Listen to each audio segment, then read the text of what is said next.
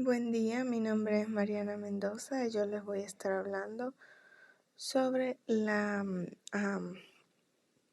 historia clínica de la salud mental en defensa de esta revista, de la revista que realicé, una revista experimental. Primero que todo es importante saber que la historia clínica es un instrumento cuyo objetivo es facilitar el trabajo de los profesionales de la salud que tengan que tratar a un paciente conociendo de primera mano y de forma inmediata toda la información relativa a su salud. Primero que todo, la historia clínica. La historia clínica, como ya lo mencionamos anteriormente, es el conjunto de datos biopsicosociales vinculados a la salud de un paciente que tiene como fin la asistencia sanitaria, aunque también tiene usos de carácter judicial, epidemiológico, de salud pública, de investigación y de docencia. Las secciones que debe contener una historia clínica son la anamnesis general y psiquiátrica, la exploración, pruebas complementarias, orientación diagnóstica y terapéutica y pronósticos. Entre todas las mencionadas, la más resaltante es el análisis, porque es clave en el proceso de evaluación. Si el paciente no puede proporcionar estos datos, se deben obtener por representantes, personas que los cuidan, algún familiar, y estos datos deben aportar información como el motivo de consulta, los datos personales, incluidos su nivel cultural y socioeconómico, antecedentes familiares psiquiátricos, antecedentes patológicos no psiquiátricos y psiquiátricos, psicobiografía y la historia de la enfermedad actual, razón por la que el paciente está en consulta en dicho momento. Hay diferentes formatos de historias clínicas. Se puede decir que existen al menos unos seis tipos de historias clínicas,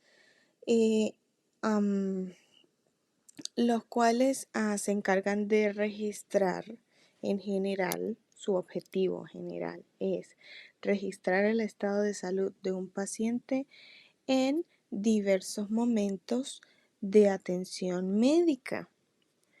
Estos son la historia clínica de emergencia o parte de urgencias, cuando un paciente llega a una sala de emergencias presentando alguna situación crítica, algún cuadro crítico que debe ser atendido de inmediato. Todos los datos deben quedar registrados en esta historia clínica, la razón por la que el paciente acudió, los medicamentos que se le suministraron, cuando lograron estabilizar al paciente, a dónde fue enviado, a dónde fue referido. Todo esto va en una historia clínica de emergencia. También está la historia clínica de consulta, cuando un paciente va a visitar a su médico, al profesional de la salud, todos los datos que le proporciona, la razón por la que va a esa consulta, si había ido a esa consulta anteriormente. Todos estos datos van registrados en esta historia, en este tipo de historia clínica. También está la historia clínica de hospitalización en caso de, como la palabra lo indica, el paciente haya sido hospitalizado porque presentó un cuadro crítico o presentó alguna condición que debía ser tratada y monitoreada con cierta frecuencia en el hospital, o simplemente debía tener una intervención quirúrgica y para esto pues debe ser hospitalizado con anterioridad. También está la historia clínica domiciliaria, que es aquella que se encarga de registrar los datos de pacientes que se ven desde casa, es decir, cuando el médico o el personal de salud va a domicilio. Esto generalmente sucede cuando hay epidemias. Entonces, todos estos datos que se recopilan durante esta consulta deben quedar registrados. También está la historia clínica de atención prehospitalaria en ambulancias, que bueno, estaba relacionada con la historia clínica de emergencias, que es en caso de que el paciente haya llamado a una ambulancia o algún familiar, que sucedió mientras el paciente iba de camino al hospital en la ambulancia, qué presentó el paciente, qué medicamentos se le proporcionó. Todas estas cosas deben ir registradas en este tipo de historia clínica. Y por último está la historia clínica por especialidad médica, que esta es aquella en la que se pueden requerir historias clínicas de especialistas por áreas médicas específicas, por ejemplo, psiquiatría, ginecología, obstetricia, oftalmología, cardiología, entre otras. Lo que es importante resaltar es que la historia clínica debe ser registrada puede ser registrada en un formato tradicional, que quiere decir en papel, escrita a mano. Pero también actualmente la historia clínica puede ser registrada en un formato electrónico, es decir, por medio de computadoras, y este formato hace mucho más fácil las referencias y en caso de ser enviados los pacientes a especialistas o transferidos, es mucho más fácil para el especialista conocer ya sobre la historia del paciente, la historia médica del paciente. Los derechos, obligaciones, virtudes y principios éticos. En la historia clínica se debe observar la presencia de estos de principios éticos, de derechos y de obligaciones. Los principios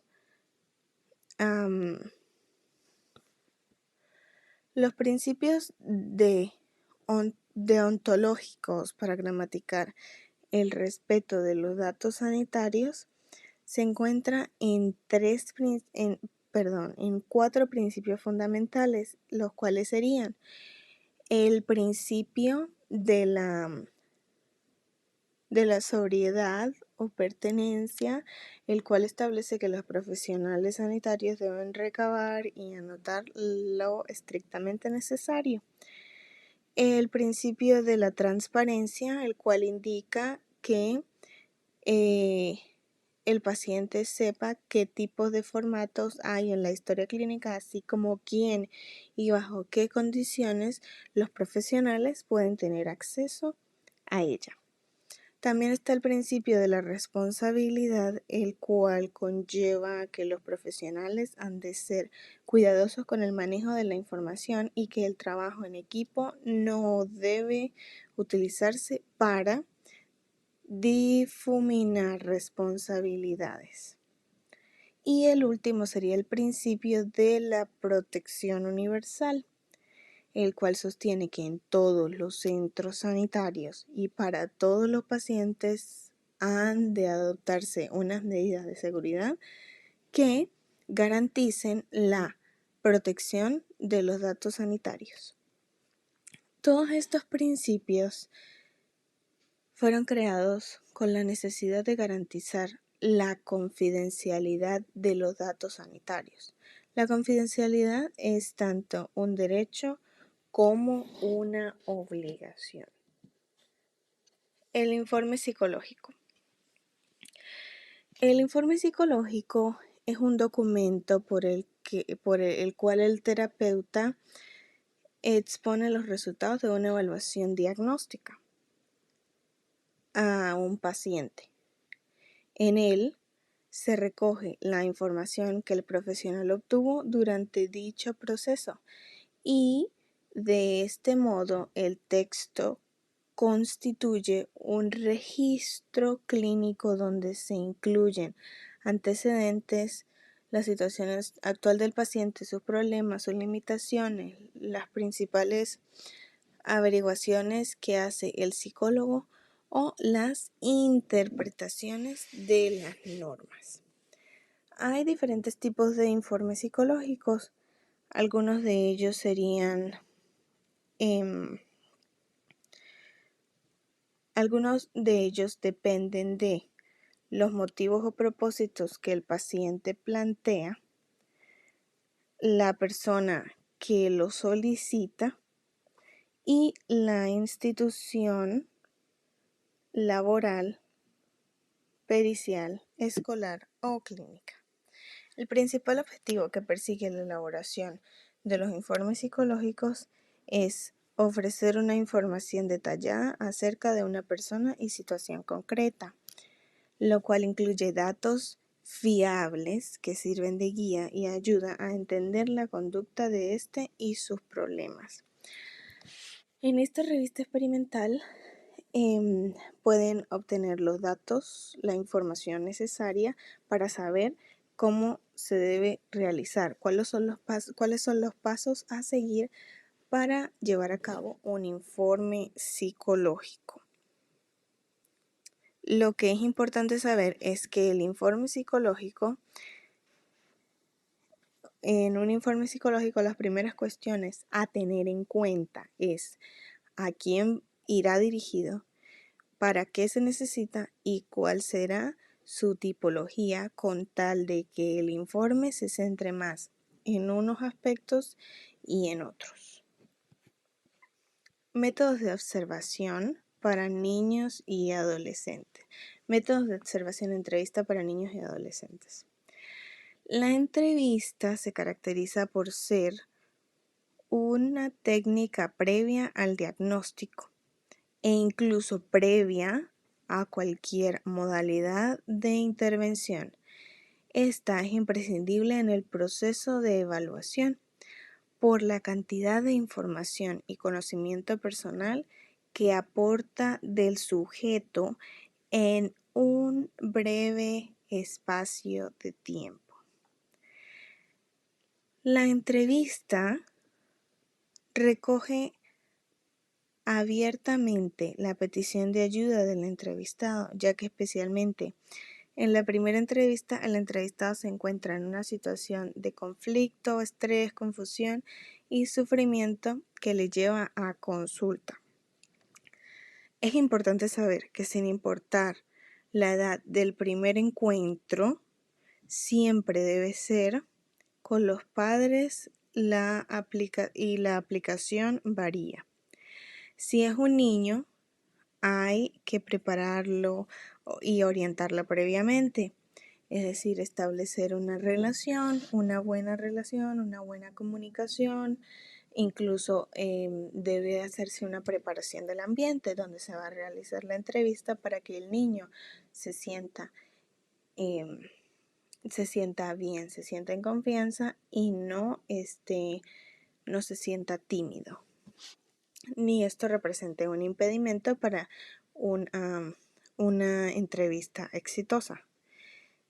Si es un adolescente, el adolescente puede elegir si entra a entrevista con sus padres o si entra solo. En caso de que sea un niño, no puede elegir, siempre debe estar acompañado por un representante. En caso del adolescente, el adolescente puede elegir y esto suele aplicarse a una entrevista sencilla porque suelen presentarse características como asistencia forzada, mentir para quedar bien o aparentar, impaciencia, entre otras cosas que se pueden presentar. Bueno, esto fue todo por el día de hoy. Muchas gracias por su atención.